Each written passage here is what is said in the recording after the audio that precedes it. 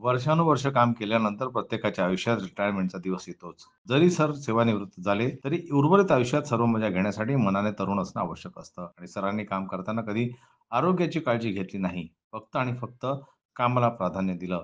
त्यांनी त्यांच्या प्रयत्नांनी गावातील विद्यार्थ्यांना स्वतःच्या कष्टाने चांगल्या सवयी व शिक्षण देऊन आपण आपल्या जीवनात कसं पुढे जावं ही शिकवण दिली. चांगले विद्यार्थी कसे घडतील यावर भर दिला. त्यांचा उत्साह, प्रामाणिकपणा, वक्तशीरपणा व मुलांना नियमित मायेने बोलणे, आपुलकीने पाहणे हा गावकऱ्यांपुढे आदर्श निर्माण केला. त्यांनी आपलं संपूर्ण आयुष्य कामासाठी वाहून घेतलं हे खरंच उल्लेखनीय आहे. त्यांच्या योग्य मार्गदर्शनाखाली व समर्थनासाठी आणि त्यांच्या उत्तम नेतृत्वासाठी सर्व गावकरी मंडळी आभारी आहेत. सरांच्या पुढील आयुष्यासाठी गावकऱ्यांनी शुभेच्छा दिल्या. मुख्यतः सरांचा वाढदिवस पण याच दिवशी आणि रिटायरमेंट पण या दिवशी नवीन वर्षाच्या एका तारखेचा योगायोग आहे. सरांनी आपली मनोगत व्यक्त केले. त्यावेळी ते भावुकही झाले होते. या गावात मला चांगली वागणूक मिळाली त्याबद्दल मी ऋणी आहे.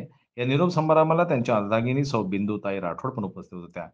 गावातील ग्रामपंचायत अधिकारी श्रीमान आर. सवासाहेब यांनी फोनद्वारे शुभेच्छा दिल्या. यावेळी सरपंच दीपक कडू, उपसरपंच वाशिम जिल्हा प्रतिनिधी ज्ञानेश्वर वरघट आणि ग्रामपंचायत कर्मचारी, अंगणवाडीतील सर्व शिक्षिका, जिल्हा परिषद शिक्षक वृंद, आशा सेविका, बचत गट महिला, रोहिओचे कर्मचारी, ग्रामपंचायत सर्व सदस्य, ऑपरेटर, गावकरी मंडळी उपस्थित होते.